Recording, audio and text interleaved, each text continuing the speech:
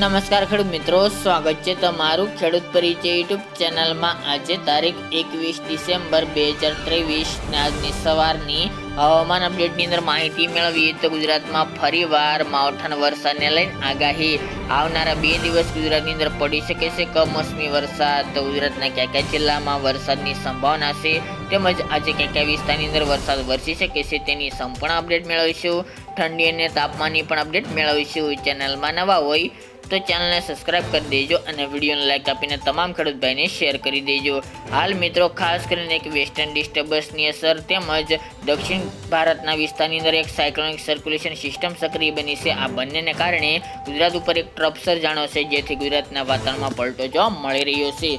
2 દિવસથી વાદળછાયું વાતાવરણ જોવા મળી રહ્યું છે અને અમુક વિસ્તારની અંદર છાંટછૂટ તેમજ ઝાપટારૂપી કમોસમી વરસાદ વરસી રહ્યો છે। કોઈ ગુજરાતની અંદર મોટા માવઠાની સંભાવના દેખાઈ રહી નથી, પરંતુ સામાન્ય હળવા ઝાપટા ગુજરાતના અમુક વિસ્તારની અંદર નોંધાઈ શકે છે। તેમજ આવનારા જે 3 દિવસ ગુજરાતની અંદર વાદળછાયું વાતાવરણ મોટાભાગના તમામ વિસ્તારની અંદર નોંધાય તેવી સંભાવના હાલની અપડેટ મુજબ જોવા મળી રહી છે।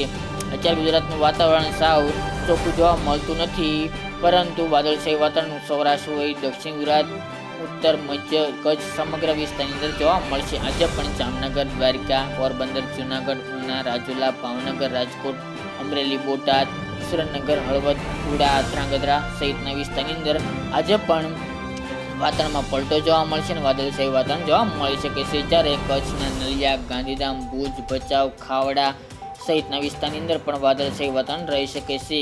ઉત્તર ગુજરાતની અંદર સાબરકાંઠા, બનાસકાંઠા, પાટણ, મહેસાણા, રાધનપુર, થરાદ, ડુંગરપુર, અરવલ્લી, મોડાસા, માંડલી સહિતના વિસ્તારની અંદર પણ વાદળછાયું વાતાવરણ જોવા મળશે અને કોઈક જગ્યાએ હળવા સામાન્ય વરસાદી ઝાપટા વરસી શકે છે। મધ્ય પૂર્વની અંદર દાહોદ, ગોધરા, છોટાઉદેપુર, બોડેલી, વડોદરા, ધોળકા, અમદાવાદ, આણંદ, નડિયાદ, કપડવંજ, ખેડા, લુણાવાડા, મહીસાગર તમામ વિસ્તારની અંદર વાતાવરણમાં પલટો રહી શકે છે અને કોઈક જગ્યાએ ઝાપટા પડી શકે છે। તેની સાથે વાત કરીએ તો દક્ષિણ ગુજરાતની અંદર ભરૂચ, રાજપીપળા, નર્મદા, સુરત, વલસાડ, નવસારી, તાપી, ડાંગ એ વિસ્તારની અંદર પણ વાતાવરણમાં પલટો જોવા મળશે અને વાદળછાયું વાતાવરણ જોવા મળે તેવી શક્યતાઓ રહેલી છે। હાલ તો ગુજરાતની અંદર કોઈ ભારે વરસાદની સંભાવના દેખાઈ રહી નથી, પરંતુ હળવા સામાન્ય વરસાદી ઝાપટા વરસી શકે છે।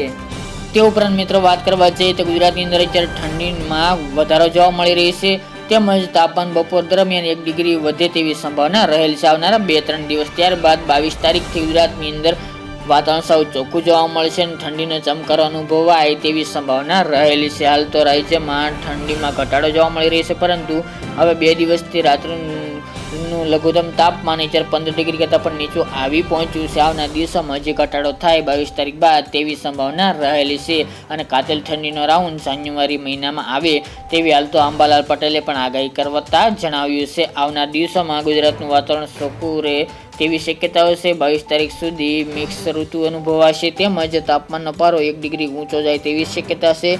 જ્યારે ગુજરાતના વાતાવરણમાં પલટો રહી શકે છે આ વેસ્ટર્ન ડિસ્ટર્બન્સને કારણે। સાથે જ ગુજરાતમાં હાલ તો કડકડતી ઠંડી જોવા મળતી નથી, પરંતુ આવનાર દિવસોમાં હાલ તો ઠંડીમાં વધારો થાય તેવી હાલ તો શક્યતા રહેલી છે, પરંતુ તે આવનાર દિવસોમાં અપડેટ મળશે। અત્યારે ખાસ કરીને તાપમાન બપોર દરમિયાન 28 ડિગ્રી કરતાં પણ નીચું રહી શકે છે। જ્યારે રાત્રિનું લઘુત્તમ તાપમાન વાત કરીએ તો 15 ડિગ્રી આજુબાજુ તેમજ સૌરાષ્ટ્ર અને દક્ષિણ ગુજરાતના વિસ્તારની અંદર, જ્યારે ઉત્તર ગુજરાત કચ્છના વિસ્તારની અંદર 15 થી લઈને 10 ડિગ્રી આજુબાજુ તાપમાન નોંધાય તેવી સંભાવના છે। કચ્છના નલિયા અને ઉત્તર ગુજરાતના ડીસા આજુબાજુના વિસ્તારની અંદર સૌથી નીચું તાપમાન આવનાર દિવસોમાં 2 દિવસ જોવા મળે તેવી સંભાવનાઓ રહેલી છે। ત્યારબાદ હજી તાપમાનમાં ઘટાડો આવનાર દિવસોમાં થાય તેવી સંભાવનાઓ રહેલી છે। અત્યારે ગુજરાતની અંદર માવઠાની સંભાવના છે, પરંતુ હળવા સામાન્ય વરસાદ વરસી શકે છે। તો મિત્રો આજની સવારની અપડેટ માટે એટલું જ। ફરી એક નવા વિડીયો સાથે મળીશું। જય જવાન જય કિસાન મિત્રો।